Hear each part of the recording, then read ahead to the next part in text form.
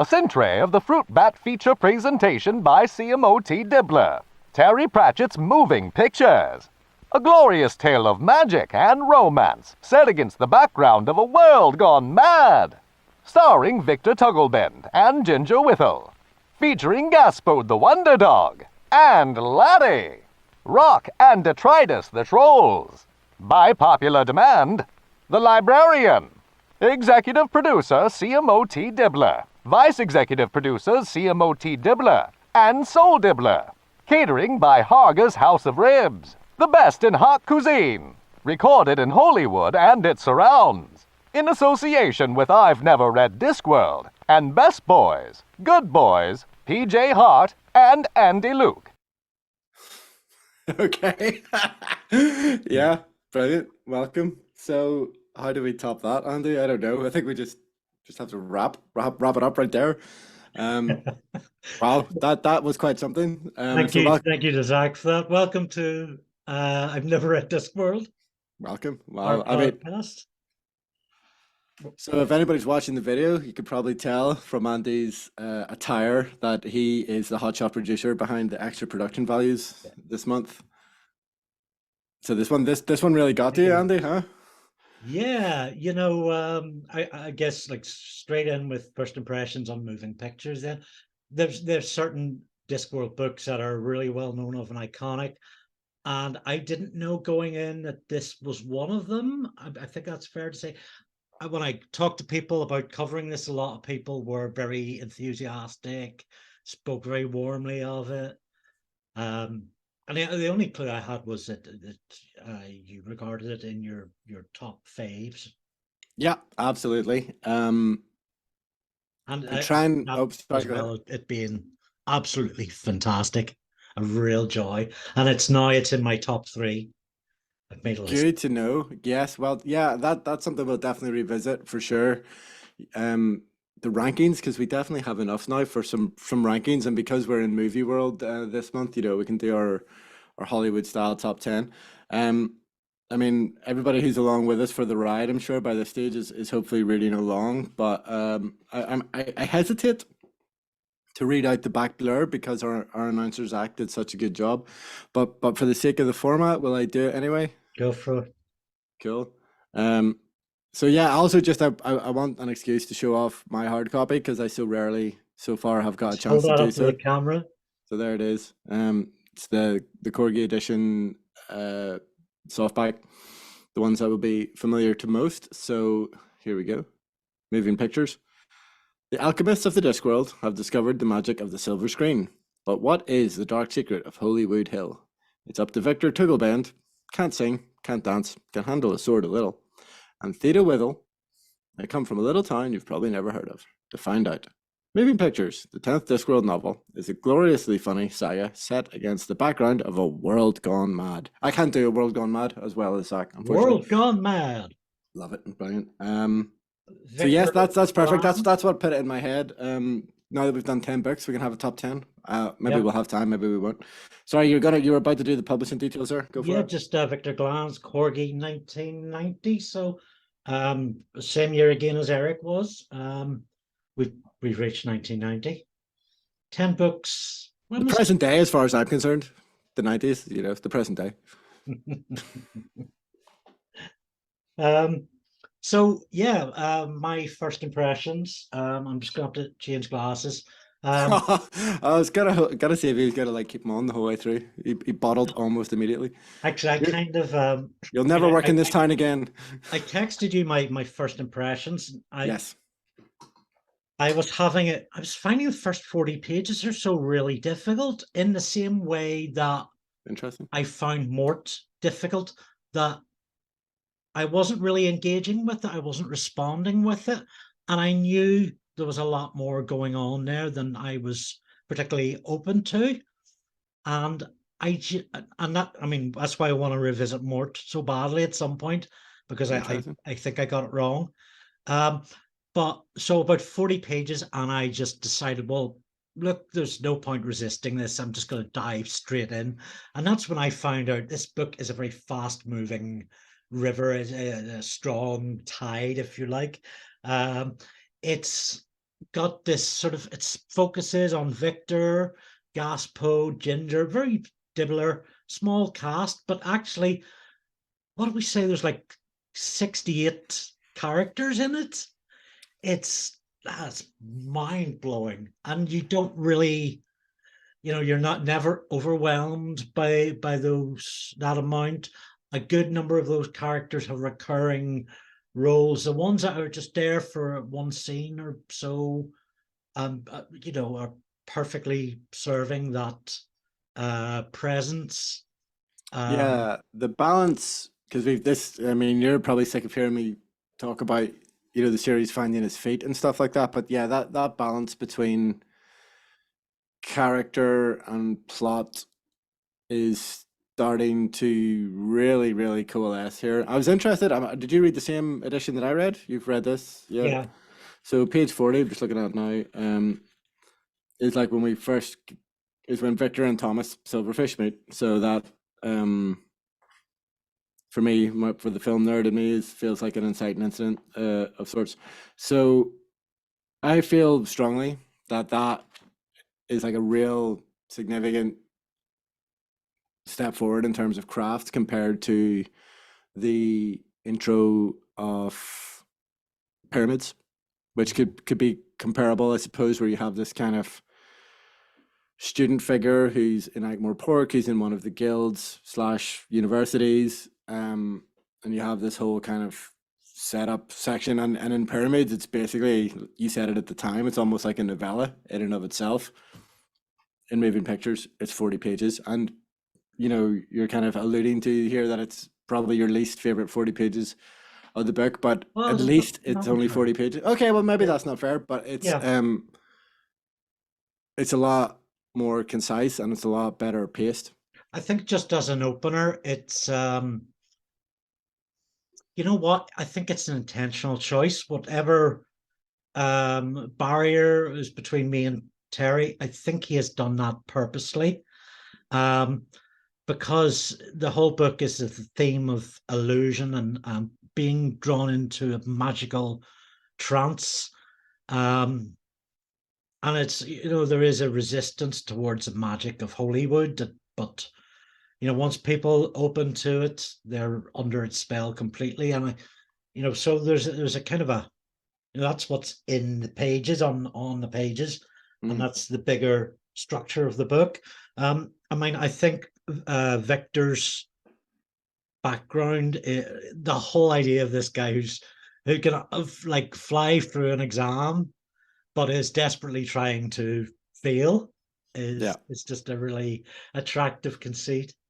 Yeah, and again, unlike Pyramids, for me, it's a conceit that feels like thematically relevant because he's really obviously a chancer, and the media, the film industry, Hollywood has a reputation for attracting chancers and for being an environment in which chancers can succeed. Yeah.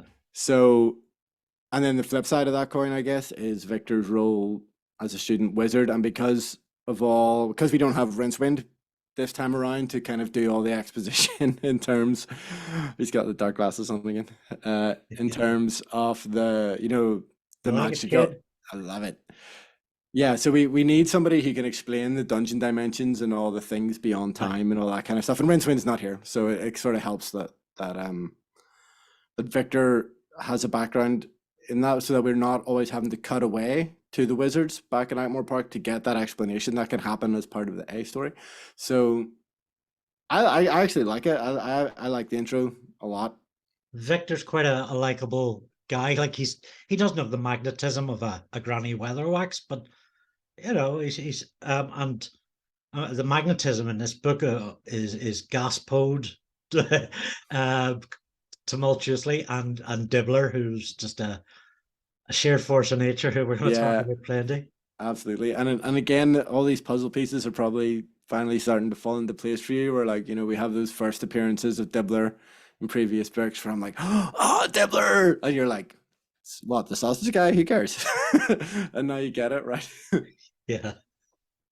Can you remember the first time you read Moving Pictures? I mm, maybe not the first time. I remember the second time for sure.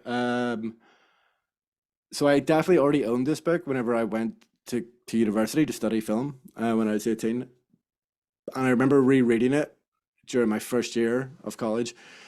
And that's where we had like our Hollywood, literally the module was called Hollywood 101. And it was, you know, the silent era, all the kind of stuff that's referenced up to maybe, gosh, how far up does it take us? Definitely like into W.D. Griffith, Birth of a Nation, Joan of Arc, stuff like that. And oh, Charlie Chaplin, Buster Keaton, all the really, really big names of that era. So I guess the first time I read it, I must have been at school, just going chronologically, when I bought the book. A lot of that stuff, the vast majority of that stuff, I'm sure would have gone over my head. I'd have been too young. So yeah, I remember rereading it. My house, Normal Road in Belfast, a stone's throw away from Queen's University, where I was studying film, and like slowly all these little references starting to drip through and make sense. And I mean, even now, so this would be my third or fourth rereading of it, maybe.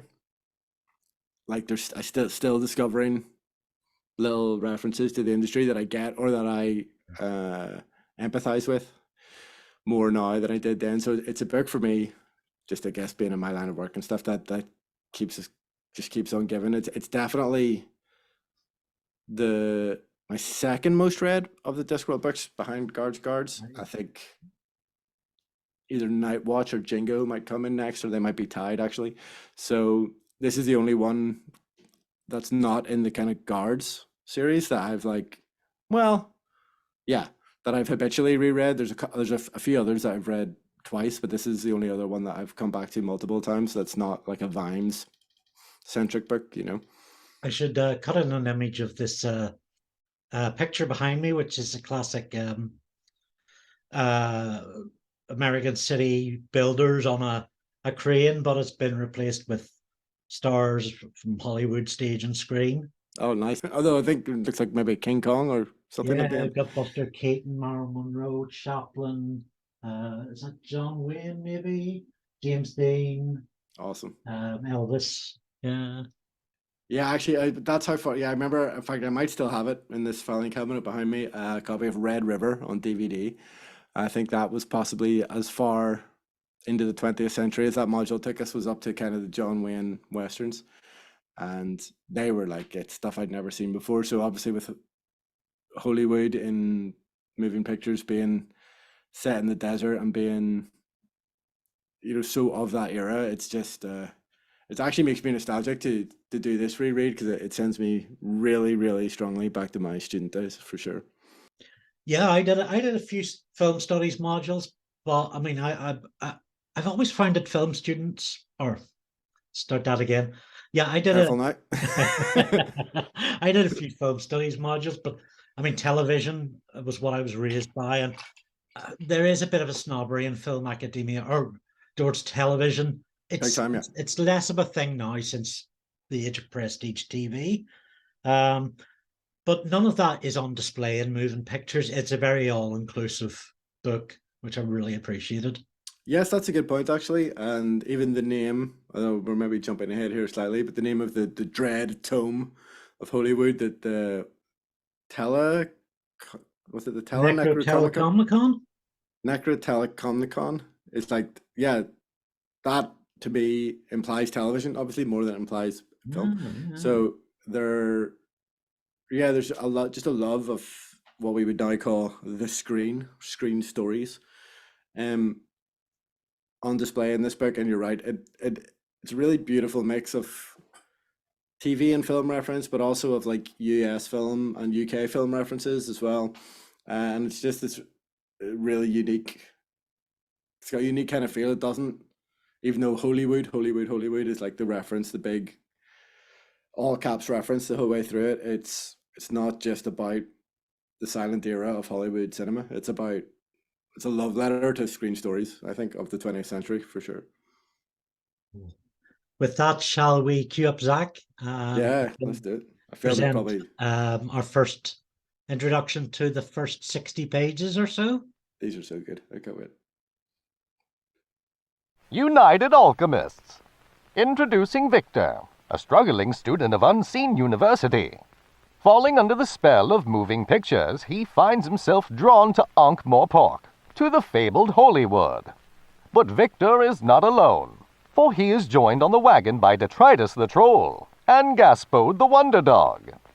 He finds work from a patron, Mr. Thomas Silverfish, and his new partner, CMOT Dibbler. I feel like he really nailed the exact amount of exclamation marks that you put in the script there. He's got a future, that kid. He's got it. He's the real deal. Going places.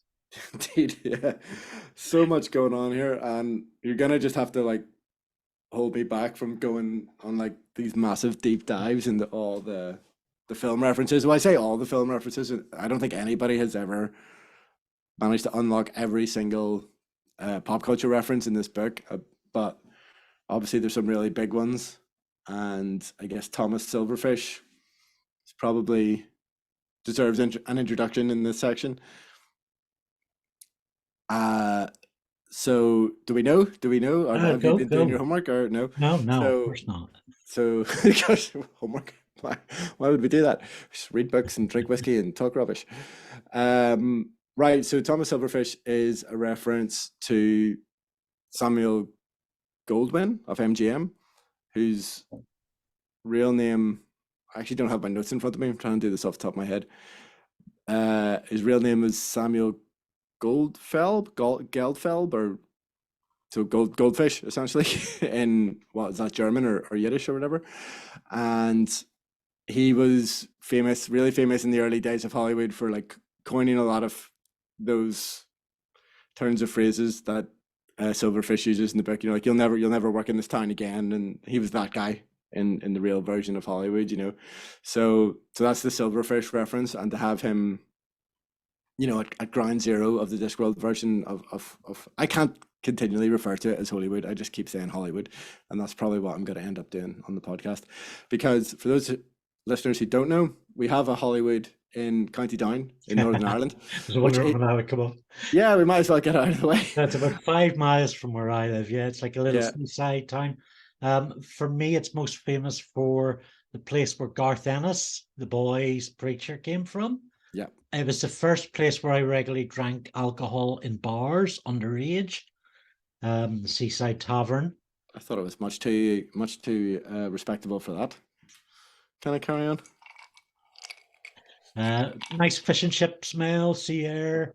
Absolutely, love the place. Ironically, it is a little bit of a media hub for Northern Ireland. So there's a few television production companies based out there. Green Ink, which is the company co-founded by Paddy Kilty, and Waddell Media, which would be one of our bigger companies. Yellow Moon, the post-production house, who were responsible for a lot of the post-production work on Game of Thrones and most of the feature films and stuff that come through Northern Ireland. They're based in Hollywood as well. So even though it's spelled Hollywood, the way it's spelled in moving pictures, we call it Hollywood. So when I read it in the book, I can only read Hollywood. So that's how I'll probably be referring to it as we go forward. So yeah, good to get that little connection out of the way, I guess. So that is the real Hollywood is got a bit of a Hollywood connection. We've got a connection right to the very beginning, The Color of Magic, which is the cameras, two large cameras with the little demons inside, and this is the next iteration of that. Now, it's not really dwelled upon. Doesn't make a lot of sense when you think about it, and that's totally fine because, yeah, that, as you say, that technology on the disc has been established that it's imps drawing pictures. So if the imps are drawing 24 pictures a second or 19 pictures a second, as it would have been in the early days of the real version of Hollywood, I don't understand why that requires this new material. Like, why, if they can draw that fast, surely they can draw that fast on anything. They don't have to draw on film. Obviously, the invention of film, that has to be what kicks off this whole thing. So, and obviously the idea that it's highly flammable, which is true, you know, silver nitrate film was highly flammable in the early days, and that's something that obviously has to pay plot dividends later on in this book. So I'm all for it. I mean, you can overthink these things, and the inclusion of imp technology and how the ideas for imp technology evolves through the Discworld series is like something that always keeps me coming back to it, and and how the imps are treated and stuff like that. We'll maybe talk about that a bit later on. One of the things that we're moving into this period of Discworld now, book 10, where it's not just about these like high fantasy wizards and barbarians. You know, the mirror being held up to our world is now much bigger, and it's much clearer, and that's, to me, like that's what always kind of brings me back to Discworld and keeps me, rereading Discworld as well. So yeah, really, really excited to get into this one. And I'll maybe just ask you about Gaspode before we move on any further. So the introduction of Gaspode, that is maybe something, past those initial 40 pages, you're glad you stuck with it. And you mentioned in your introduction that he was a bit of a driver for the plot for you. So Yeah, I'm an unlikely one because he enters being a bit sort of, well, unlikable, and he actually generally is throughout. But also you're kind of invested in this dog who puts a lot of the energy in and gets none of the recognition. Um, he's got that Dibbler side to him, acting as an agent for Victor and Lottie. yeah, these early sections where you're like, okay, so there's going to be talking animals in Hollywood, because that's, especially on the animated side of things, and there's other, we meet other animals who are affected by the Hollywood magic as well. And yeah, these early bits with Gaspard, like I like the agent stuff. I think it's funny because like I can relate to it a little bit, I guess. But yeah, it's later on for me when you get the Gaspard Laddie double act, when it really, that he kind of earns his place, I think, much more in the narrative. But we'll Yeah, get he's quite. his ending, but we'll get to that. He's got a bit of a grit and a grime around him. There's a very sort of harsh working class character with Gaspard. Yeah, I'd be interested to know um, if there was like, I bet he absolutely stinks. oh, geez, yeah. And I wonder, on that note, I wonder, is he based on like Terry's real agent or anything like that? Yeah, I did wonder the same once or twice. It's quite a And what specific role. Terry's agent actually thought of Gaspard. Yeah, it's an interesting one, isn't it? And I see you say in the notes that you find the caravan of people being kind of like drawn to Hollywood is kind of quite spooky. Yeah, I mean, there's quite a few spooky moments in this say play, book, but that sort of description where they're in a trance and they're going to this place and nobody knows why. It's a beat that's touched on several times, like particularly later when there's the fog that descends, and yeah, I like it you do. because for me, in previous books, and I've been quite down on this whole dungeon dimensions, goobers from another realm kind of stuff that's been in previous Rinceworld books, because I think those books have lacked this. They've lacked like a real spookiness to make that stuff feel like, Lovecraftian, like the cosmic horror has always been kind of referred to from a distance, or it's been undercut with humor. Whereas, as you say, these sequences are quite carefully deployed throughout this book, and they're genuinely allowed to feel creepy, and that helps massively with the ultimate payoff, I think, of that story. And the other big one is, I mean, Dibbler's rise to power has already begun here, and this is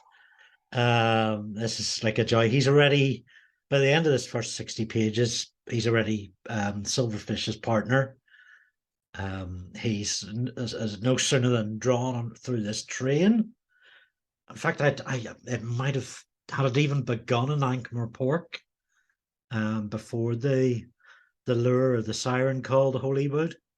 So, yeah. So what is revealed is that everybody who's kind of attracted to Hollywood has some kind of descent from the last time this all happened. So he I think is kind of kidding himself that he's just going there to sell people sausages, but like everybody he goes there is going there for Hollywood reasons, you know.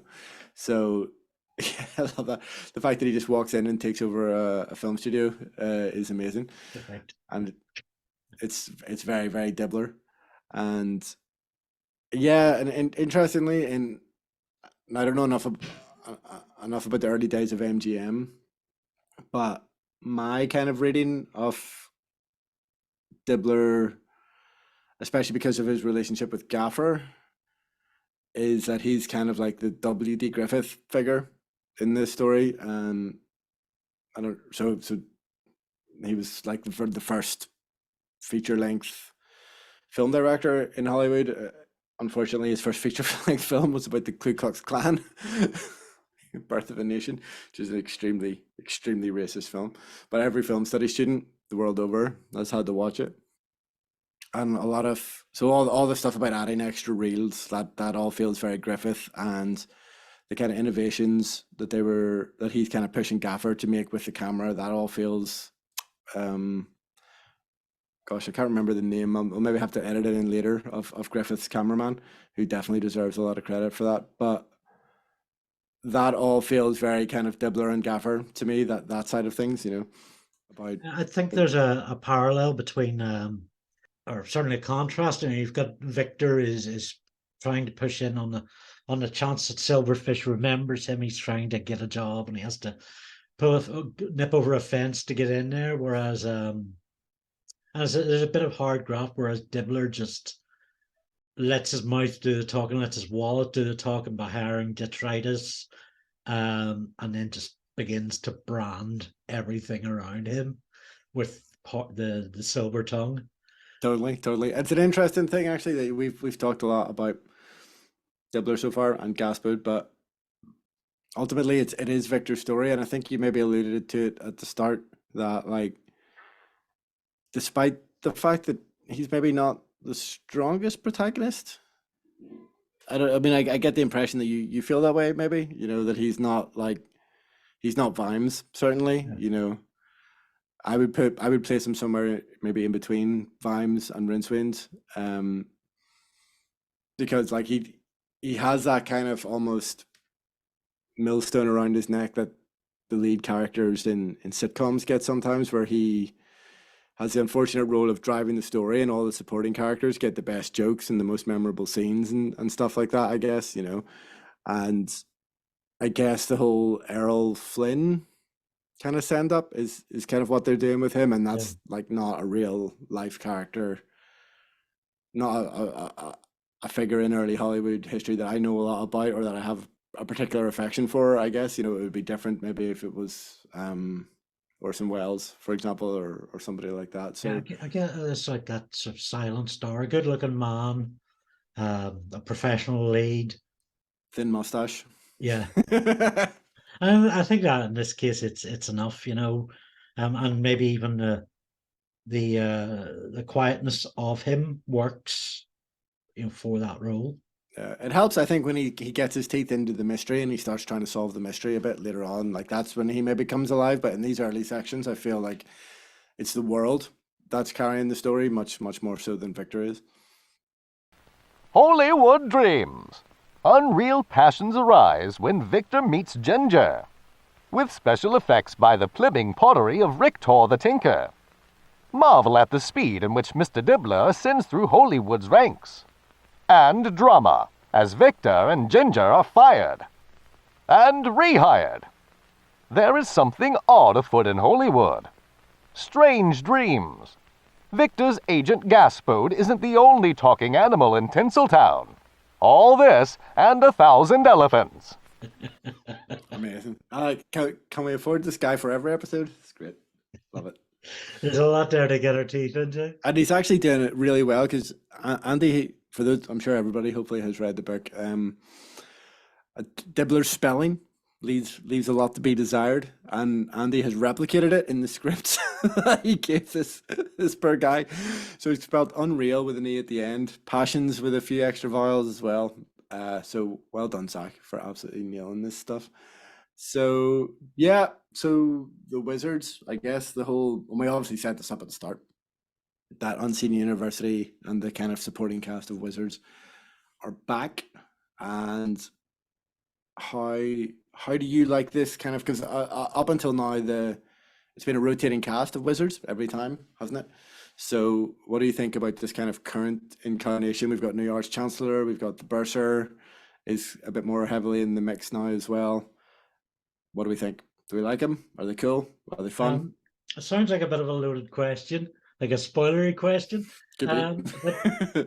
yeah, I mean, it's not really until that final act where I feel like I'm getting them. Yeah. Like they kind of work well as a sort of almost anonymous comedy troupe, like in Guards, where we had the Elucidated Brethren. Yeah. So I guess the biggest change in this section is the arrival of Ridcully the Brown, who's the new Arch Chancellor. So there's a gag here that I didn't actually get. Well, and it's weird that I didn't get it the first time around because I was probably closer then to my last reading of Lord of the Rings than I am now. But it's a reference apparently to Radagast the Brown from Lord of the Rings, who is like the kind of woodsy, talk to animals, kind of druid-esque kind of wizard. And they allude to that in moving pictures. They're like, oh yeah, this Ridcully, he's this country wizard, but he's like a country wizard in the way that, like, people who hunt foxes are country gentlemen. And apparently that's the gag. So I didn't realize that until basically reading the great annotated Discworld pages on Elspace. So yeah, Tolkien reference that went over my head. So definitely sort of didn't realize that one. And I thought that's a bit more up your street, is it? Or Oh no, never no, done not at all. Tolkien. Okay, good to know. Oh yes, we've talked about that before actually. So we could maybe cut that because neither of us actually really care particularly about Lord of the Rings. So that's fine. I'm sure somebody in our listeners do who are very important to us. So we're going to leave that in.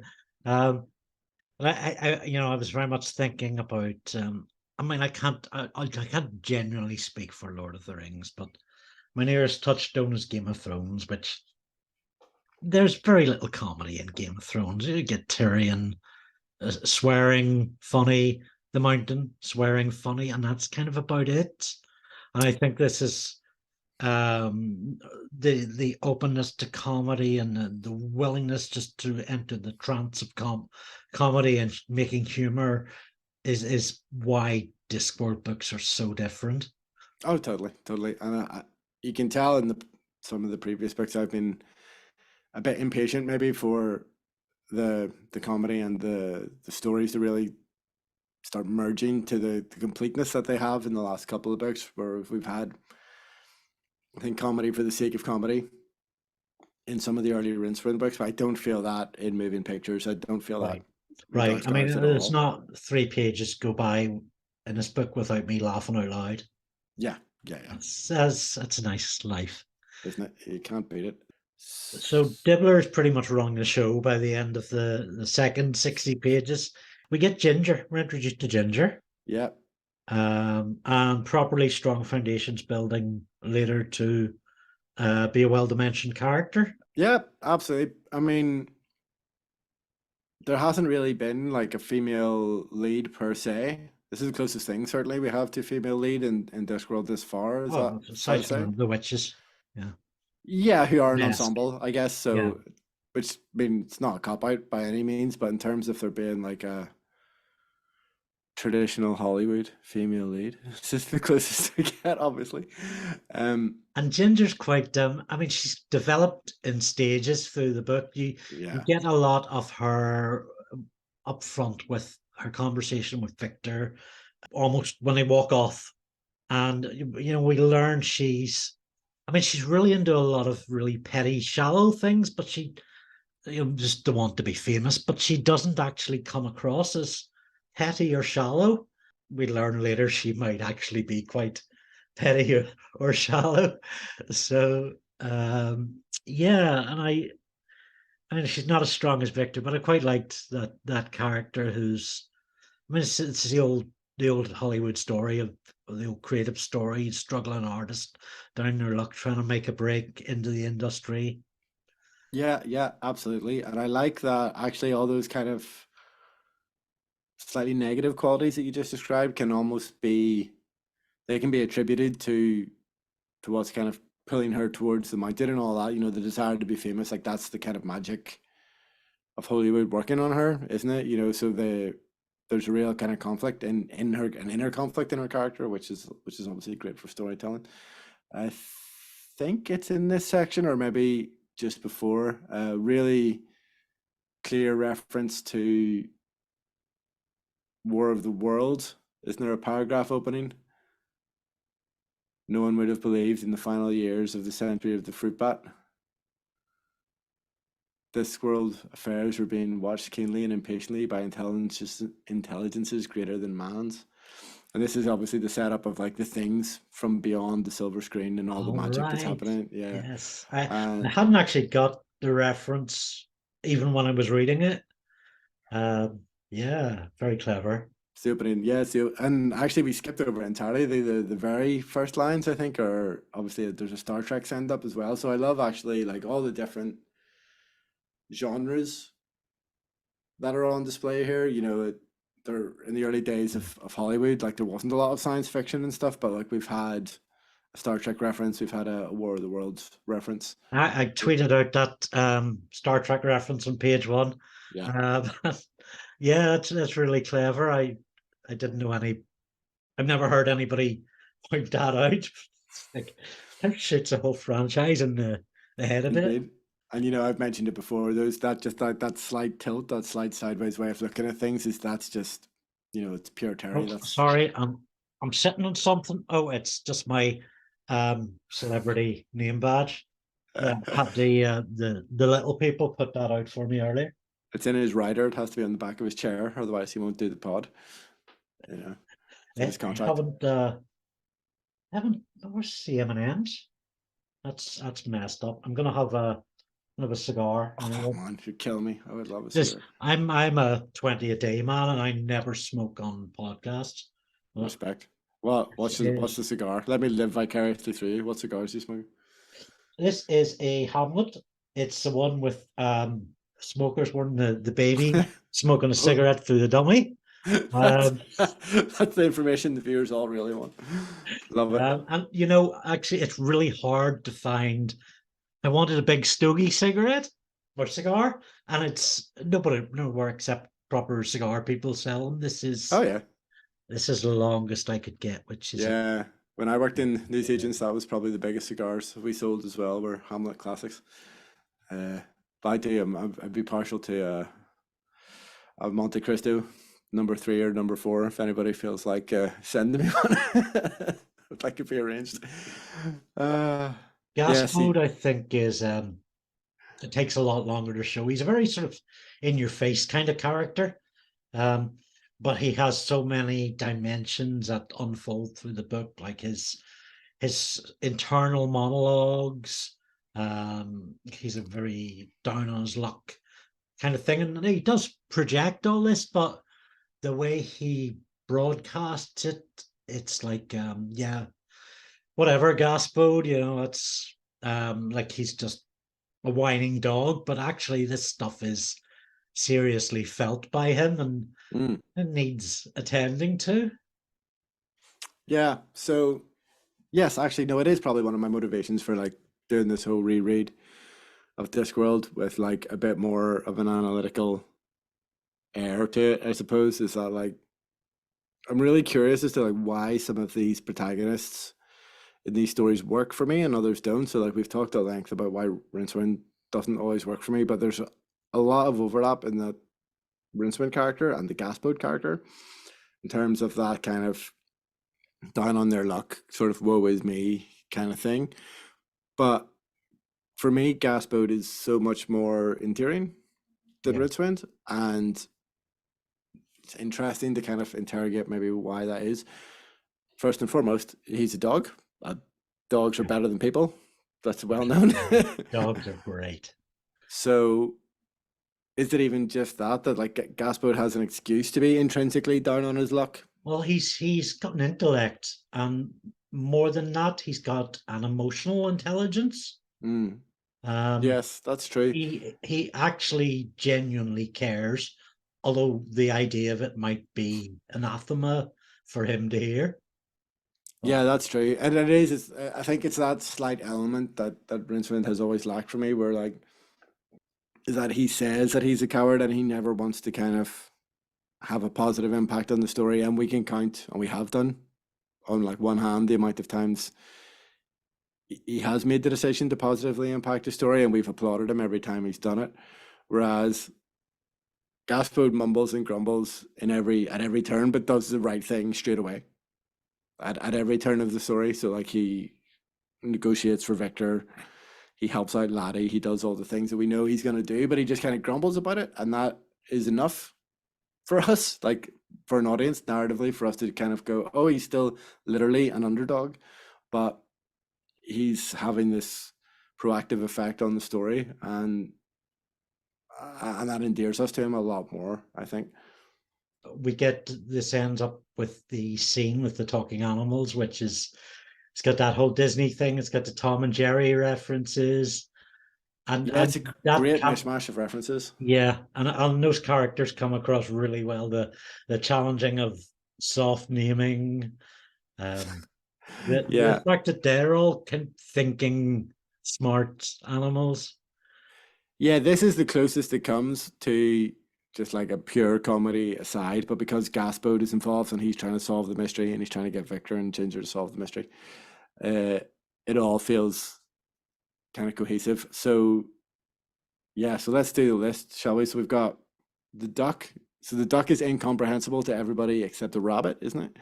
So Daffy, that's Daffy Duck reference for sure. The cat, even though the cat and the mouse are pretty obviously Tom and Jerry reference in terms of like how they act towards each other, the cat talks like Sylvester. You know, he's got the I don't want to do I can't do the voice, but you know, the Sylvester and Tweety Bird character, he speaks like that. And then the rabbit is obviously Bugs Bunny, right? what's up, dog? And yeah, what's up, duck? Or does he say what's What's up, up, dog as duck? well? He He says, says "What's what's up, up, duck?" duck. Yeah, yeah. So that's great. So I think that really brings it back to what we said at the start in terms of this being, it's not, the references aren't like really pigeonholed. You know, it's a love letter to everything, Yeah. that every story that we love from the screen. So yeah, I love the animals, and I forgive this as like an almost pure comedy aside as a result. The other notable thing that we see in this section is the losery attitude when Victor kisses Ginger, and Yeah, almost like their free will is taken away. They're just caught up in the moment. We see this happen throughout the book, and it struck me as um, the magic on set reflecting the losery attitude that we act out whenever we're watching television or film or taking part in a game or whatever, yeah, an automative process, a skill. absolutely. Yes, absolutely. I mean, the big theme at the heart of this story is, and it's been alluded to a few times in Discworld, and I've tried really hard not to spoil it, but it's just the power of story, the power of narrative, and the effect that it has on people. And this is probably the most potent example of it within the story world itself. Whereas, like as you say, they literally enter a trance. And like, I don't know, being on set and stuff. Like if you're on a movie set or on a TV set, and like you can see all the trappings. You know, you can see the lights and you can see the monitors. You can see all the people standing around picking their nose. But like, if somebody's nailing it on set, like if an actor is really nailing it and it's going great, like you can just tell straight away. Like there absolutely is magic there for me. Like otherwise, I wouldn't bother being involved in it, I suppose. But I think he captures that so well in the story. Like it feels like he's been on, 100 days of movie sets at this point. The way he writes about it, I think. Do you want to talk a bit more about your work? Because you've alluded to it a few times. So you're Um, a script writer, script producer, yeah, yeah. television and film.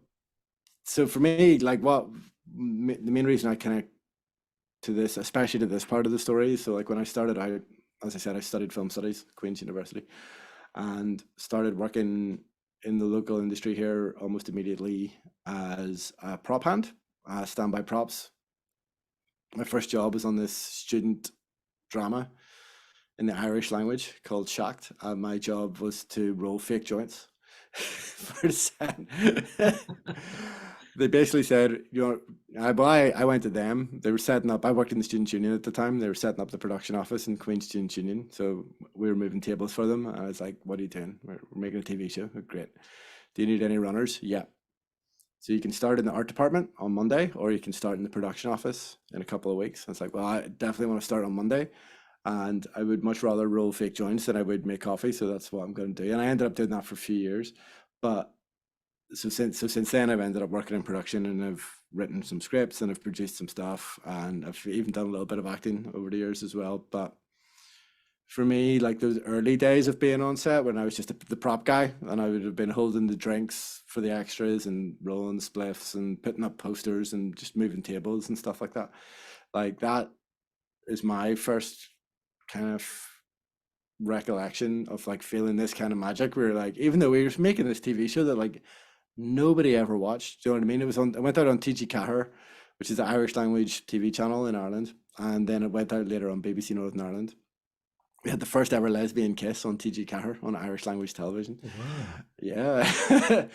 And nobody cared, like literally nobody cared. So like, even the fact, so it's not about like even thinking that you're going to be famous or that you're going to have this big impact, just like being part of this gang of people who are just trying to tell a story is kind of magical. And like rereading moving pictures now just reminds me of that time probably more than anything else. I've got my first shot at that in 3 weeks. We Oh, your are radio play? we're doing a table read for a radio play, which we're recording the week after. And we just had a meeting today about it. Awesome. And looking over YouTube tutorials on how to manage table reads. And it's all very, very exciting. Like during recording, we'll never have all the actors in the same room.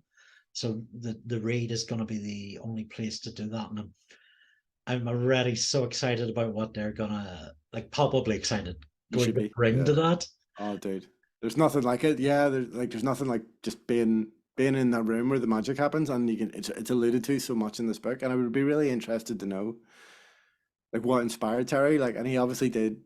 Before he died, he was trying to get a Guards or City Watch TV series off the ground and stuff. So his knowledge and his love of cinema and television it's just all there in this book, and I would just love to know.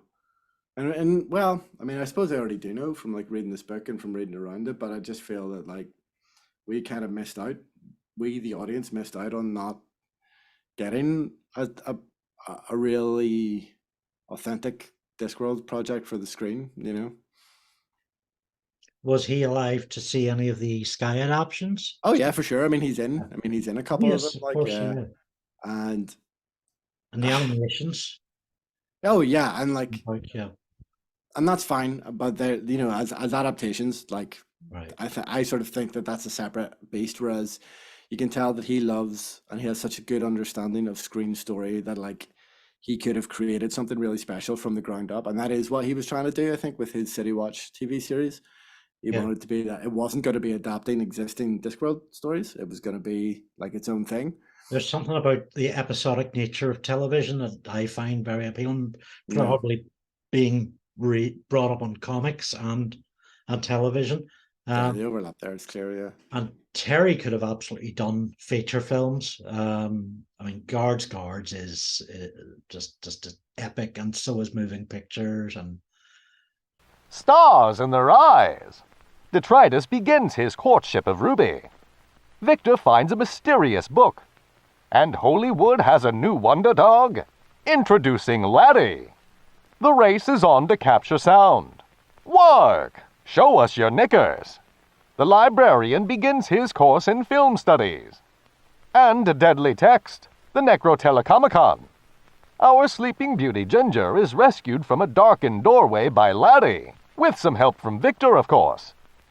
Mr. Dibbler dreams large, as Mr. Silverfish comes to realize. That's Mr. Megalomaniac to you. So good. Money well spent. Absolutely. Amazing. So I was go very for it. careful to leave Gaspo's heroism out of that description. Oh yes, good job. Um, So where do we start? where to Oh, begin, well. indeed? Yeah. Well, we just go by the notes, I guess. So Laddie, I guess, introduction of Laddie, big moment. Yeah, what a dick. Absolutely controversial statement to make. It's in the, it's, I mean, he didn't just come off of that, by the way, listeners. It's in the notes. His first note on this section is Laddie is a dick. That feels But very harsh to really me. grows on us just by being in Gaspo's orbit. Yeah, and he's like a dog's dog, he gets on like a dog. And it's an old joke, it's an old trick where you like just translate what dogs are saying, you know. He's just like, Laddie, good boy, Laddie, Laddie, good boy.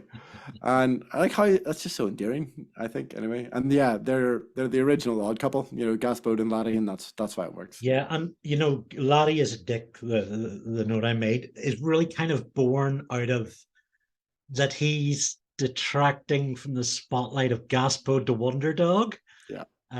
who is bravely intelligent and managing a lot of the agency for Victor and Ginger and driving the plot forward. Yeah. Yeah, and that's Hollywood, isn't it? Like, you've got the smart person behind the scenes who maybe isn't much to look at, but has their head screwed on right, whereas the good looking dog with the shiny coat who can leap over fire, that's the one that gets all the attention and stuff. So it thematically is all really, really rich.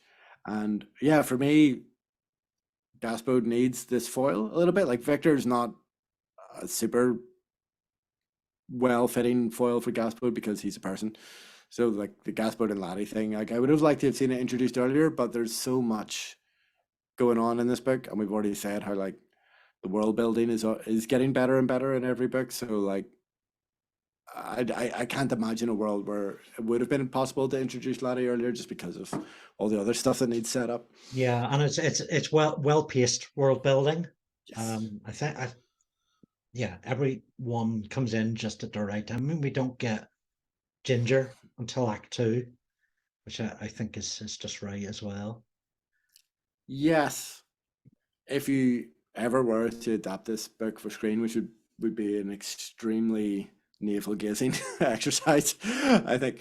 But if you were to do that, you just by the laws of cinema would probably have to have some kind of scene, perhaps of Ginger leaving her village or her farm or whatever in the first act, just so the audience's heads or the critics' heads wouldn't explode or whatever. But certainly in prose, it all flows just the way it should, I think. Absolutely. So Oh, the banana time. That must librarian have is been the back. librarian. Yeah, Andy's got his banana. Yeah, so there's a bit of overlap here. We haven't even talked really about Detritus being back either. Just in terms of that coherency of like, we've got obviously the university is there. We have new wizards, but we have the same librarian. We've got trolls that we recognize. Even Dibbler is the character that we recognize. So Is like, Detritus a returning character from another book? yeah, so he's in the past been the bouncer at the Mend the Drum, Oh, right. Okay. I didn't pick up and on that. we'll have And we have perhaps two troll characters, Rock as well, and also Rock and Maury. Maury. Yeah. So yeah, I really like Rock too. Rock's doing a lot of fun stuff. Yeah, Um, it's testament to Rock how quickly we've forgotten his original name. Rock is his stage name. Galena So, originally. I oh just yeah, there happened you to go. be looking at that page last time. Well done. And his relationship with Ruby, which is fine, really comes really good. Yeah, I think like Think he doesn't he try to seduce her by dragging a tree down the street? yeah, instead of a bunch of flowers, like what's the troll version of a bunch of flowers? Yeah, that's great. And all the stuff with trolls and like how trolls are typecast in Hollywood and stuff like that. I think one of the things that both of us kind of reacted negatively to in Eric was some of the kind of more inelegant kind of racial archetypes and stuff like that. So it's good to kind of see that being addressed here to an extent that like there's an obvious allegory here to how trolls are miscast or typecast in Hollywood as to how people of certain races would have been typecast and miscast in I was going to say the early days of Hollywood and like the entire history of Hollywood up until today. So it's yeah, it's quite gratifying to sort of see a bit more of that social conscience come into the fore. That because Terry is well known for it and he deserves that reputation. So yeah, it's great to see that. Yeah, so Ruby as well is like the female kind of femme fatale. That also sidesteps some of the kind of slight issues I've had with gender representation in the series as well up to this point because when it's a troll, right? So like so their gender norms are like completely different than ours. Reversed in this case, yeah. Almost, yeah, indeed. But the fact that she's got this like Hollywood version of romance in her brain, and like you said, she wants a bunch of flowers, but like Right. the troll version of that is like it's an entire tree. It's great. Oh, And detritus is an old traditionalist. yeah, and I love that it doesn't actually wrap up until the very end of the book. Like the romance between Detritus and Ruby's kept going the whole way through, and I find her a lot of fun. I love that kind of Marlene Dietrich kind of, you know, she sings a song in the German accent and everything, and there's a bit of a cabaret vibe going on like that. It's not just about like what's in front of the camera in terms of Hollywood culture. It's like about what's behind the camera and the culture of early Los Angeles. You know, Los Angeles in the, you know, between the 1910s and the 1930s was quite a specific place as well. Back So to the librarian. I mean, he's we've seen him do this before, go off on his own adventure and check out the magical books, find out what's going on. And I guess it's kind of outside of the librarian, but the fact that he's out there, he's solving one piece of the puzzle, while the bursar is solving another, and Victor and Gasboat are on another. Really makes the final reveals of what's going on here. yeah, You know, we've it's seen great. each of these characters bring pieces to the jigsaw. Takes the burden of exposition off any one character and any one plot strand, and having the advantage of the librarian as a character that we know quite well and there's an inherent humor in as well, and also like there's relatability to it as well because we part of this magic, part of this puzzle of Hollywood magic is the audience and how early audiences reacted to cinema and to like how what a mind-blowing experience it literally is to see stories told almost in real life, you know, as the eye perceives reality. So to have the librarian who is an extremely smart character, who's a learned wizard, but is also literally an ape, like that it's an almost perfect choice, especially because of how it pays off in the end as well. Right. And we get the bursar and Rid Cully we get their perspectives on who the librarian is, which, you know, in past books we've seen from a different perspective, and it doesn't maybe go into detail on just what a great librarian he is. So Yeah. it's because you can't, let's be frank, you can only tell so much about the librarian. Yeah, because you never get in his well, you do Internally. occasionally get in his head, but Yeah. he's always really well written as not just a person who happens to be an ape. He's always written kind of as an ape who's just, as you say, a really good librarian, which is that feels like the silver bullet for that character, and he's never the protagonist of any of the story. Hopefully, that's not too much of a spoiler to say, but like you know, I you're hope never going to nobody see slips on this. Mario Kart vibes here. Yeah, I feel like Terry really hit on something in Guards, where like the librarian can be this almost like this character who can go anywhere and do anything, you know, by his gift of being just like a massive ape who nobody ever says no to. But he also has all this access to magic and knowledge about books and stuff like that. He's a really good driver of plot. We've got Dibbler. His greed is just growing and growing. He's co-opting the Century of the Fruit Bat. So do you want to do any movie studio references? So Century of the Fruit Bat, Century of the Fruit Century of Bat. the Fruit Bat is 20th Century Fox, I believe. Yeah, You've got United Alchemists is my favorite United Artists. of course. Furwood Studios. Pinewood. Yeah. Microlithic Pictures, tricky one. Not sure I'm going to get that. It's the opposite of Paramount Pictures, because Paramount is a mountain, microlithic is tiny rock. So big rock versus little rock. Right. I only know that because of Elspace. I never ever got that one myself. And there is another one, Floating Bladder Productions. This just mentioned offhand, and I think What is it? Floating Bladder. Yes. I think Terry admitted to just making that one up. Yeah. I mean, I didn't really have time to get into the references. I noticed that when Hollywood was setting up, Thomas Edison pushed in to ban the use of his products in filmmaking. So Hollywood was founded because they moved outside of the legal geographical area where Edison had control. Yes, well, technically at that time, again, this is all very film studies, Hollywood 101. So Edison had basically a cartel, which included Kodak, the Eastman Kodak company, who owned the patent for film, for like literally any film stock.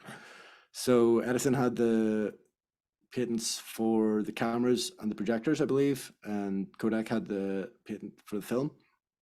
So they created this cartel, which had an official name, which was, I remember, being known as the Edison Trust. And basically that meant if you wanted to do anything, you had to do it through them, give them loads of money. You didn't make anything, they made loads. Yeah, so the likes, in the early days, like your Charlie Chaplins and people like that, just booked it out to California, started doing stuff there. Carl Laemmle was one of the producers who was instrumental in that movement. That was the Independent Moving Pictures group. It's known as IMP, which obviously imps who make the cameras in Discworld. Very clever reference by Terry. So yeah, it's interesting. I don't actually remember. The wizards leaving or the alchemists leaving Ankh-Morpork too. Yeah, so the allegory there is just like, it's blatant, it's super clear. So the alchemists are worried that the wizards are going to think what they're doing is magic, so they leave, they book it out of Ankh-Morpork, in the same way that Laemmle and all the early kind of independents moved to California. And ultimately, like, basically it was just so that it would be a pain in the ass for Edison to pursue them in the courts, but also they knew the time was on their side, because there were kind of, I think, antitrust court proceedings and stuff against the Edison Trust, because obviously like, Edison was well-known hoarder of intellectual property. That didn't end up standing up in court. So by the time all those kind of court proceedings wound up, Hollywood existed, and these studios existed, and stuff was just happening in California. And then Carl Laemmle was a kind of a Dibbler sort of character.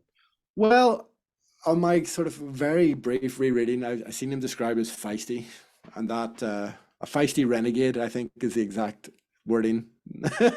And that just made me think that feels kind of Dibbler, Yeah, I know if I had dug a bit further into it, that we'd see so many examples of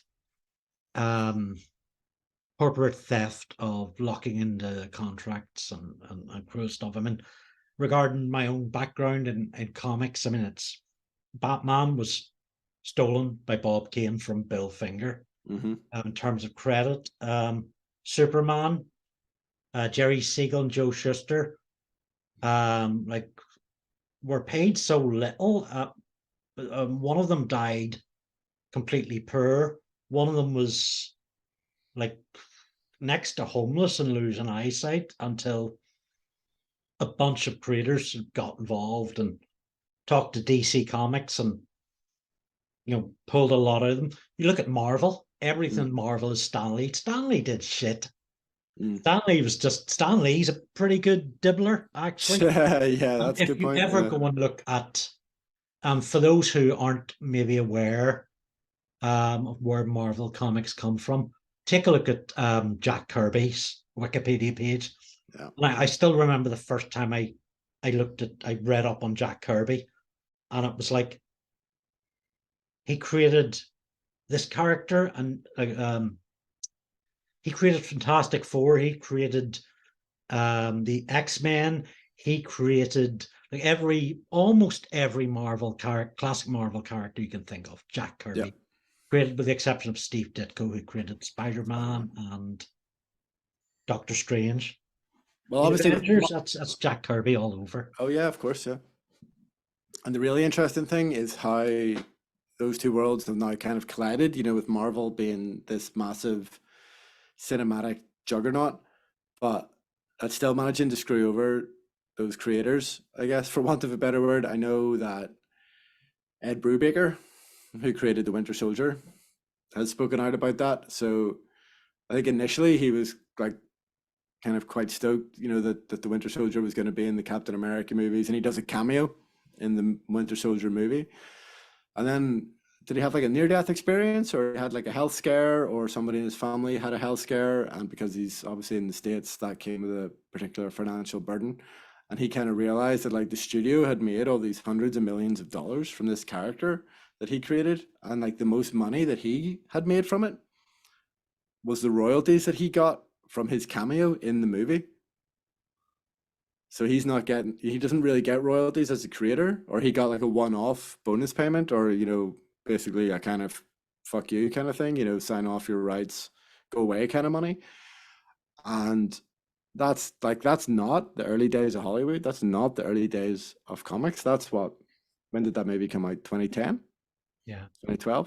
So that's something that's still an issue in the industry for sure. And like it's both those industries coming together to screw over creatives, isn't it? I mean, Brubaker's an incredibly hardworking individual. I've never read his criminal series, is it, with Sean Phillips? I've read a one-off, but everybody speaks so highly of it. Yeah, it's good. I read the first couple of trades for sure, back when they came out.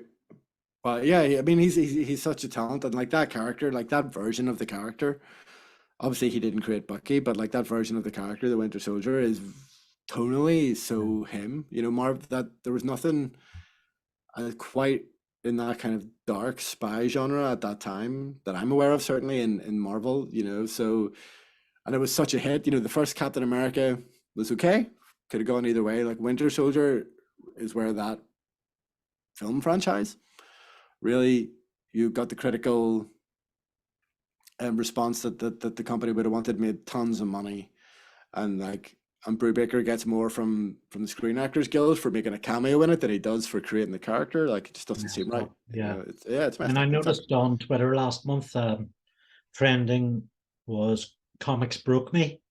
Yeah, a lot of creators telling stories of the trauma and the abuse they've been through working in the industry, and I couldn't get through it because it really, really hit me. no, I'm sure. Yeah. Yeah, and the film industry is as bad, if not worse, for it. You know, we had a cinematographer die on the set of Rust, basically because of negligence and overwork, and the whole kind of we had Slates for Sarah, was that about 7 or 8 years ago, where a camera assistant was killed by a train on set as well, due basically to cost cutting and negligence.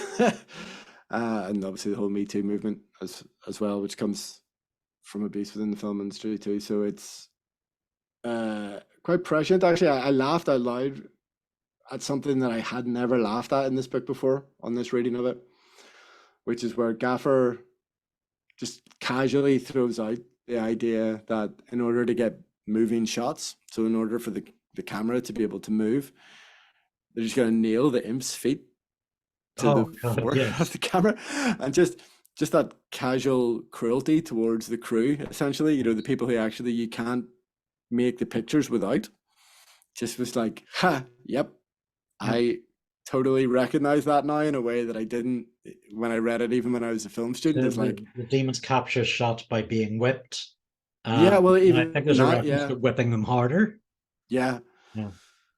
And you just go, yeah, just that kind of casual cruelty and that kind of casual callousness for living beings. Like, you know, these industries, these creative industries, just chew people up and spit them back out again, for sure. And I thought that was really prescient to come from somebody who doesn't work in that industry and who was making these points in 1990, you know, which is 25 years before Me Too or like any of these kind of post-COVID adjustments that are now being brought to the industry. I think that's absolutely huge, you know.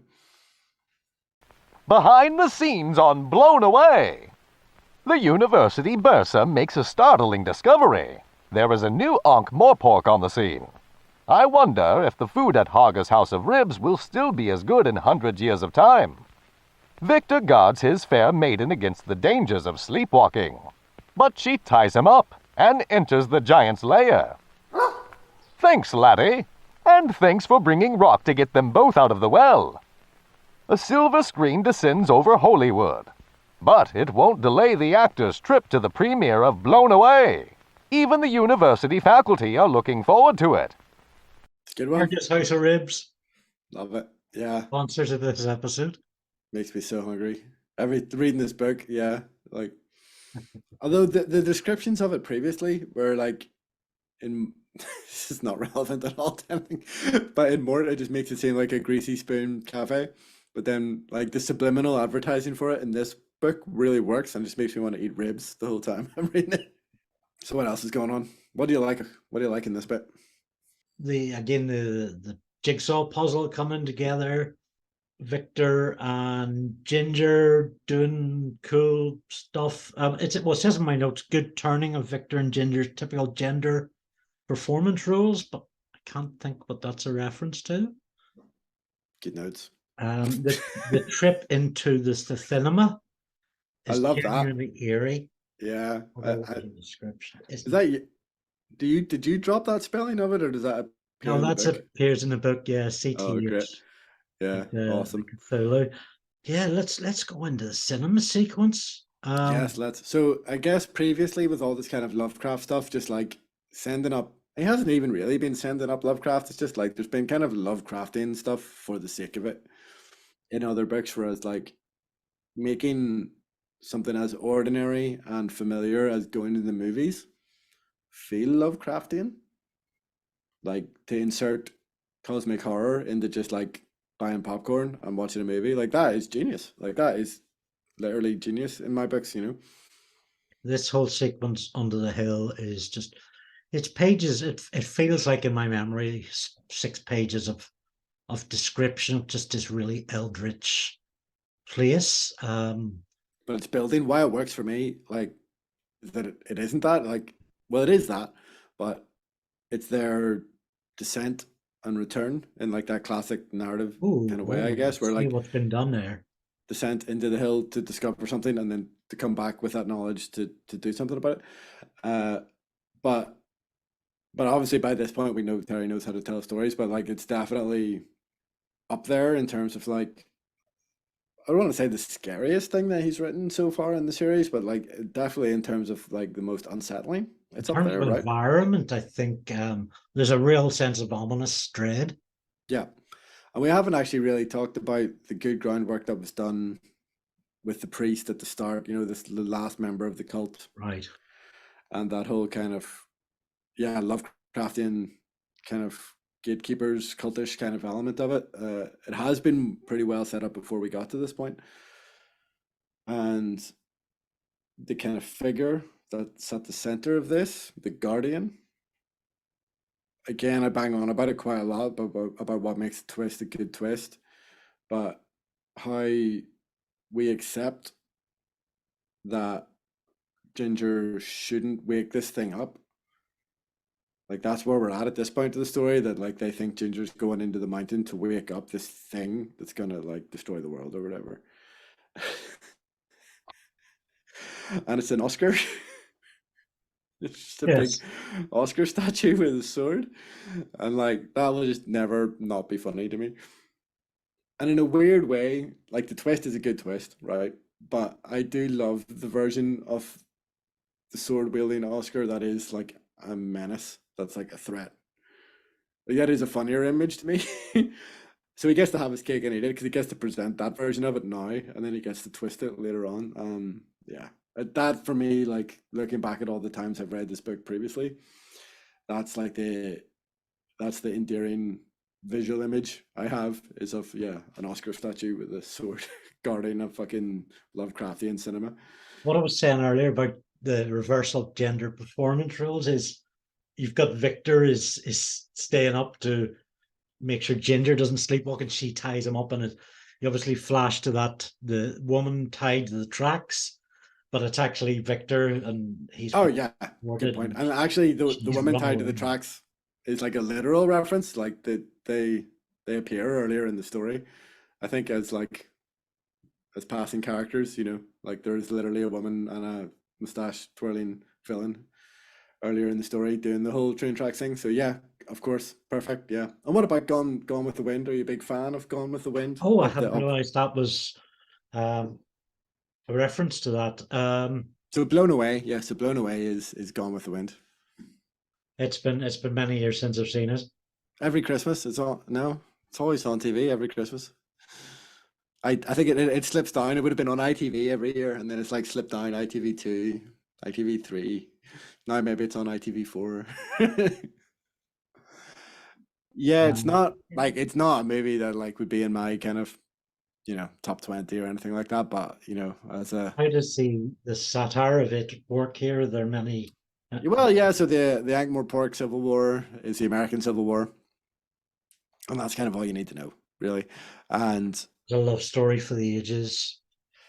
well, I said yeah, and well, yeah. So in terms of the background of Gone with the Wind, so like that's when it's set, and I love all the like the kind of undercutting of like the drama of that by like the Ankh-Morpork Civil War basically taking place over the course of like a week or whatever, and it being kind of naff and all that kind of stuff. Yeah, some good footnotes there. And actually, I Yes. noticed the footnotes have been numbered in my version, but for the first time, right the way through. So Yeah, from start rather than yeah, it's a good point. Yep, there's number 13 there. Yep, there you go. Because yeah, when I've been doing it on Kindle, it's been a right pain actually. So it's a joy to read the footnotes off the page again for sure. And then you've got there's well yeah, so you've got the classic frankly my dear I don't give a damn is in there somewhere when they're doing Blown Away from what I remember as well.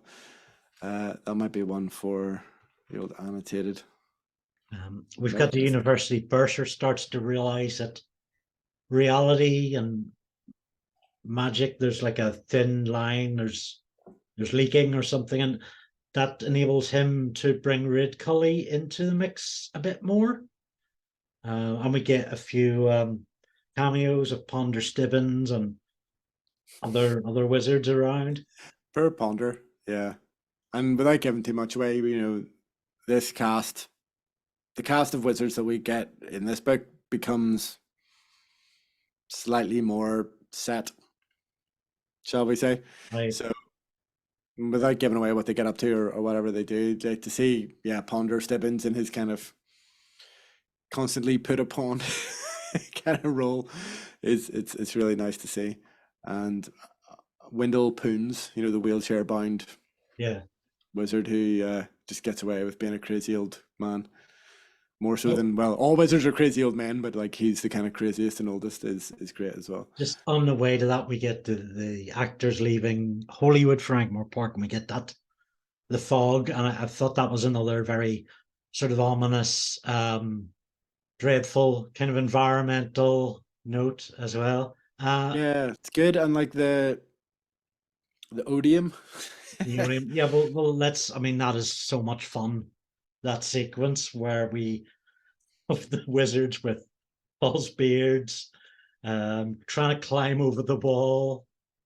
Um, That's pure Pratchett for me right there. Is like if you have a real beard but you want to look like you're in disguise, do you put pieces of wire in your beard? So I've got for any video viewers here, got a little bit, got quite a big beard.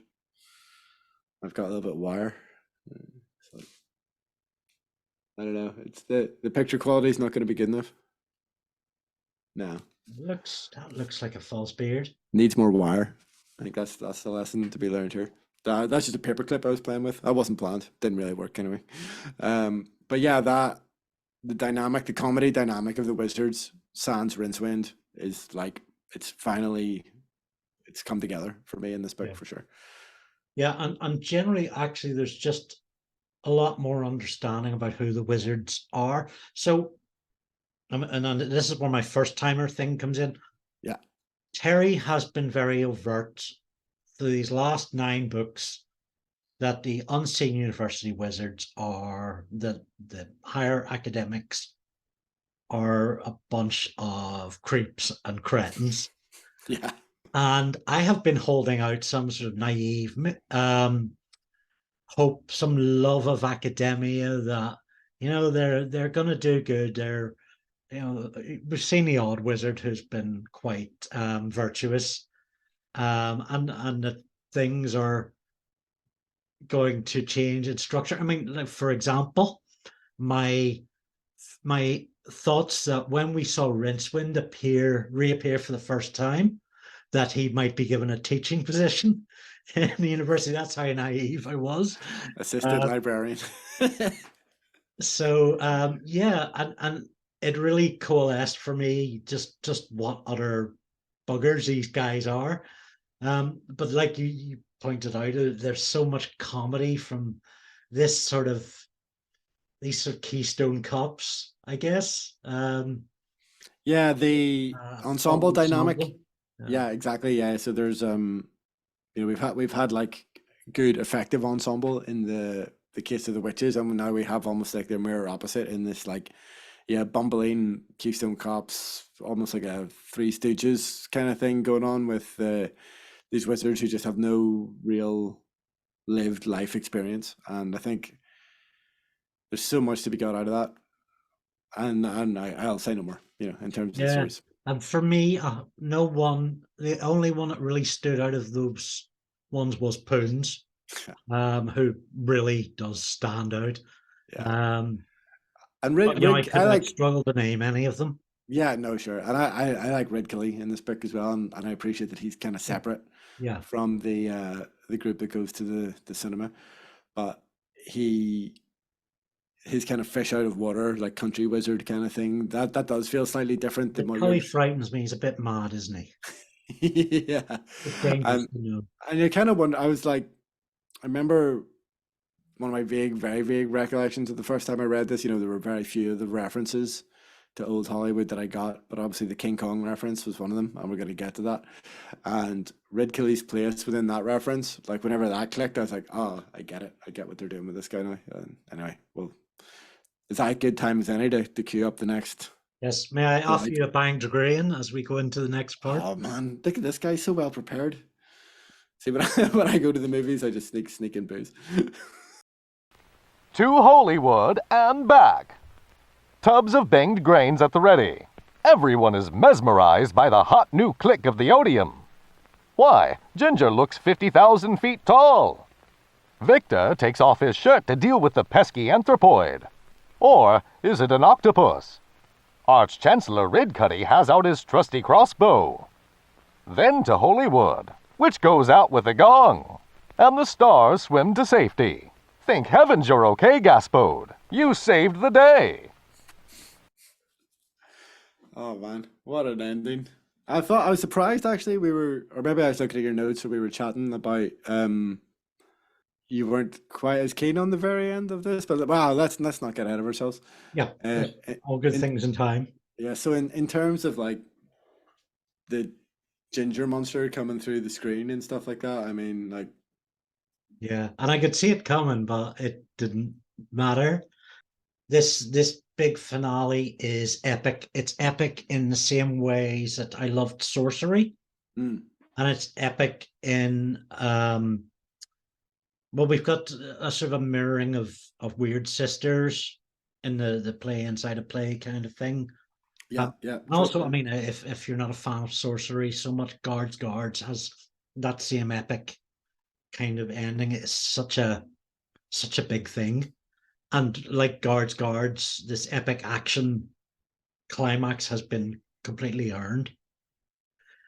yeah, that's fair, totally fair, and like all the things that they have learned about Hollywood and Hollywood magic, they all pay off here in terms of like how they battle the things, the Dungeon Dimension things in real life. It feels just like it's so much more earned the whole way through the book rather than just like, oh yeah, here's some Greeblies from beyond space and time because of magic, whatever. Even though like that is still exactly the same explanation. Because we understand the magic, because we all understand the language of cinema, it just makes it feel so much more relatable and grounded, and funny as well. It's like the inverted King Kong set piece. The massive woman grabbing an ape and carrying it to the top of a tower, And then I can't remember which character says, "Oh, it feels like, oh, there's something missing." And then Ridgely comes in on the broomstick shooting him, and that's the planes, that's the biplanes flying around King Kong, and you're just like, oh man, you know, it's such a good comedy set piece that is such an important part of the story. It's the finale set piece of the story, and it's almost perfect, if not perfect. And you don't need to be a film studies person to get this, because it's, you know, if you've been around this earth long enough, you've been exposed to pop culture. You know, I haven't seen 50,000 Foot Woman, or it's been a while since I've seen King Kong. I haven't And seen even if you haven't seen King Kong, like when I first read this as a teenager, right, I had never seen the 1930s version of King Kong. The Peter Jackson version of King Kong didn't exist. So I think there have been intervening versions, but needless to say, I hadn't seen any of them, but it didn't matter. It's such an iconic. Did you know King Kong exists? You know Godzilla exists. And you've seen clips or you've seen it parodied on The Simpsons. Like so much of my early Hollywood references comes from The Simpsons. So like that didn't matter. Like definitely the first time I read this was a reference that stuck with me for sure. 'Cause like, yes, I get this. This is funny. And a librarian, it feels so well earned because it's not like he created the librarian as the character just for this gag. Like this is like the librarian has been in this series since book 2. Right? And then he gets to be in this really iconic set piece in book 10. Like that's the beauty of the series. Like there's another iconic plant that I love here that's Play It Again, Sham. Yeah, which been Sham Hargis since back in Mort. And it's just yeah. I'm a big Casablanca fan. That would be my Gone with the Wind. Crucially, that line is never said in Casablanca. Trivia for you. So it's a bit like, you know, Luke, I am your father. That's not the line. The line is no, I am your father, right? You Star Wars fans know that, yeah. So play it again, Sam, isn't the line in Casablanca either. It's a play as time goes by. That's what she says. So there you go. It's a bit movie trivia. If we're going to do movie trivia, this is obviously maybe my memories are under some kind of magical spell. Hollywood magic. Yep, Hollywood magic. And weird, really weird. I don't know if this will make the cut. I think I have. I don't know what arbitrary anniversary edition of Casablanca I have on DVD, but it comes with like a full animated parody of it with like all the Warner Brothers cartoon characters. Oh wow. Yeah, and it's really good. And it just got me thinking about all the talking animals in moving pictures. And then, as you say, the Casablanca reference, it's like, I would love to see more of that. You know, you could spend, there's so many stories, so many parodies, so many send-ups in this book that you would love to spend more time with, you know. You mentioned the various protagonists in this big action finale, and just as it's so, they're the perfect protagonist, but just as it so happens, these are all the protagonists who have been working on the clues. So it's a remarkable bit of staging. And, you know, I certainly wouldn't have thought that Ridcully and the bursar and the librarian are central characters in this story, but I guess they kind of are by the time we get to this point in the book. They're key characters anyway. Yeah. Certainly, it's that Hollywood payoff and something I've been kind of keeping track of, I guess, as regular listeners will recall, just in terms of like how the storycraft is progressing through the series. So that bringing together of the various A, B, and C stories in the finale, like that, it's very cinematic for sure, which suits the tone and the themes of this particular story, and it feels almost seamless. Like you say, you're thinking, how are these characters going to be able to affect the finale? And to put the Arch Chancellor on a broomstick shooting a crossbow at a 50-foot woman, and it's great. You know? And the librarian in her hand, the Tower of Art, and so you mentioned I had some issues with the next climax, which I did, and it's I'm not sure if I'm being a bit hard because it's actually only about 10 to 15 pages long. Yeah, it's quite short. It's yeah, so they go back to Hollywood and they shut it down. It seemed a little bit of a bad fit. It was kind of enjoyable enough, but in terms of structure, you've already had your big sort of epic thing. Now, why do you want another epic? Now, there's completely good reasons for that, because this story has to end in Hollywood and it has to end with the end of Hollywood. Mm, So yeah. that's why they have to be back. It just seemed to putter a little on the sort of the return. And I think also, and I don't know if I should be complaining, Pratchett's fitting quite a lot into that return. The wizards in the, was it in the bathtub or Or up on with they're on Prune's wheelchair? Prince's on the And wheelchair. Yeah, yeah, yeah. yeah, Yeah, there's a yeah. lot in there. I actually agree. I think. I think because we've already been down there, we've been into the cinema, the cinema, and we've seen all that cosmic horror, and we've like for sure identified the Guardian as an Oscar and all that kind of stuff. Like there isn't a huge amount to be gained by going back there, and I think if I was adapting it for cinema, I would have them return to Hollywood and for it just to be gone. Right, right. There is a little twist that actually Ginger was trying to wake up Oscar slash Oswald. Yeah, and that's a great twist, and To that's see it. but that could be revealed without them having to actually literally do it. Because if Oswald had have been awakened, this big fight in the city wouldn't have happened, or wouldn't have needed to happen. But because they defeated the thing in the city, that could have potentially made Oswald redundant, and the whole Hollywood magic could have just gone away. And that would be the neater, arguably more cinematic ending, I think. But I tell you one thing I do like about it. It's got to be like the most oblique film reference in the whole thing for me, and it's like the whole kind of finale of the story, which is it's the Detritus banging the gong, Yeah, which is it's the title card for the rank company, which I only really know as the distributors of the Carry On films. That's why I recognize it. And you're like if this is a story about Hollywood and it's like the big finale is like based around the title card for these like slightly smutty British movies from the 60s or whatever. I mean, it feels very Terry Pratchett, but like it's not exactly the Columbia lady or the Paramount Pictures or whatever.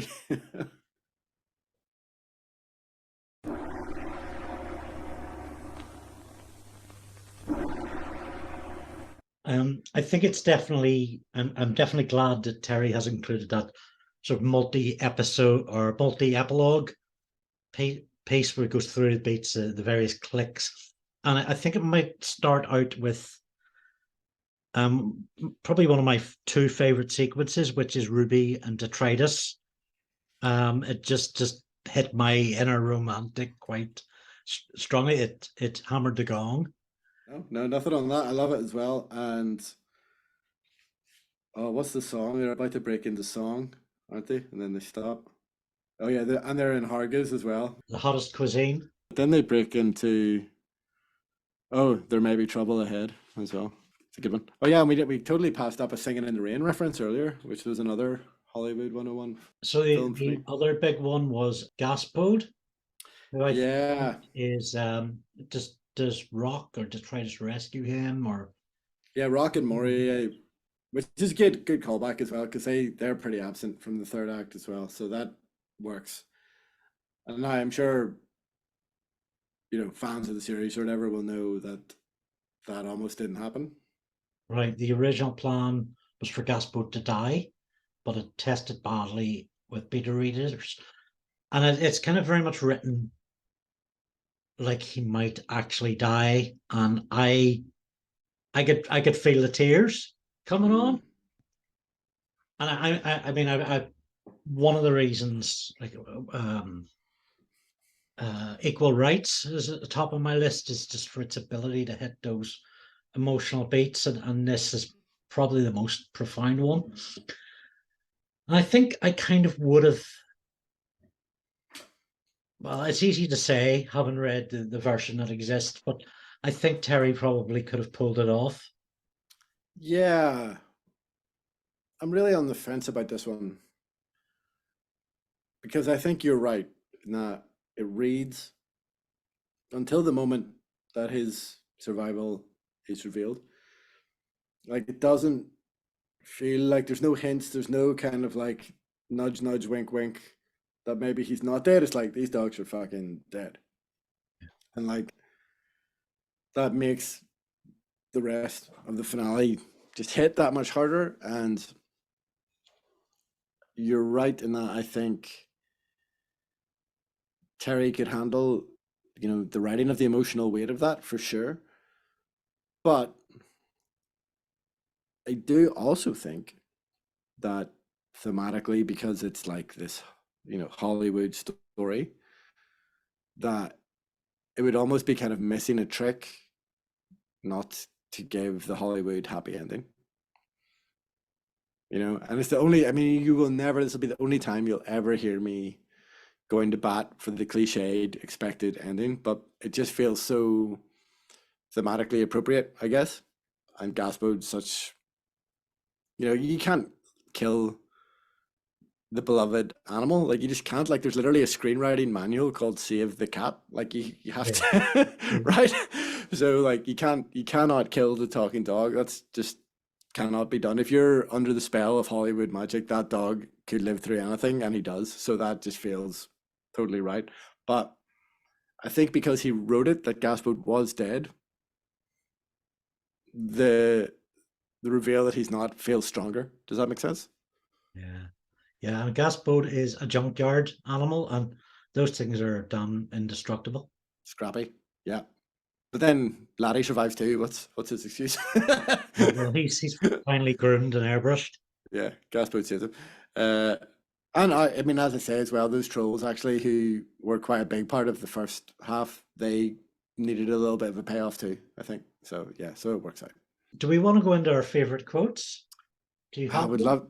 I've got three. You're welcome to have one of mine because I need to narrow down from there. Well, you go first then. Make him a star? What did he want a star for? I didn't know you could make stars. I thought they were like, stuck to the sky. Actually, your next one it would be up there for me as well. Do you want to take that in? I might, yeah. So this was Andy's pick, but it's definitely one of my favorites as well, which is, you just get one chance, she said.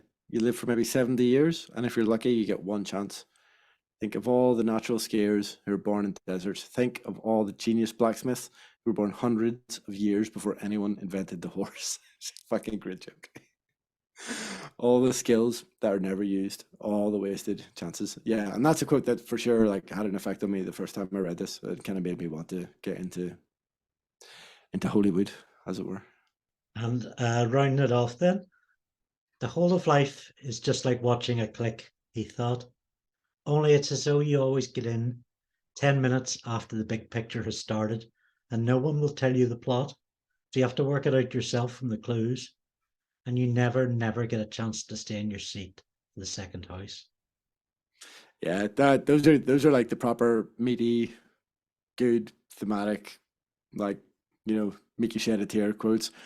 Whereas the one that I stupidly wrote down was the H.G. Wells one, which was no one would have believed in the last years of the century of the fruit bat that Discworld affairs were being watched keenly and impatiently by intelligences greater than man's, or at least much nastier, that their affairs were being scrutinized and studied as a man with a 3-day appetite might study the all-you-can-gobble for $1 menu outside Harga's House of Ribs. Well, that's fun. And it does say something about the meta story that's going on there. It does. I think we touched on the emotional core of the story and the kind of meta pop culture kind of references there. So yeah, good job, team. Well done. That's a wrap.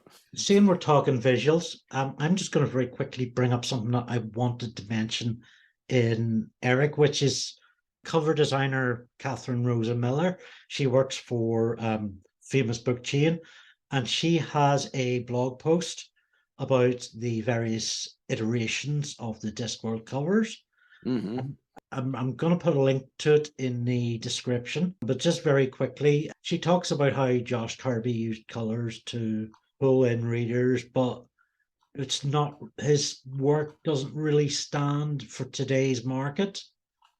And similarly with Kidby, who makes better use of layout, it appeals to existing fans, but someone like Joe McLaren, who does those fan-facing collector's editions, Mm-hmm. is better with broad current appeal, or the collector's library editions, which have that niche appeal. They're designed cool, not commercial. And she has a few ideas like grouping the books by series name, integrating this with the color design. She takes on a design challenge herself with a dozen demos of how new covers might look, and explains her reason behind them, as many artists do.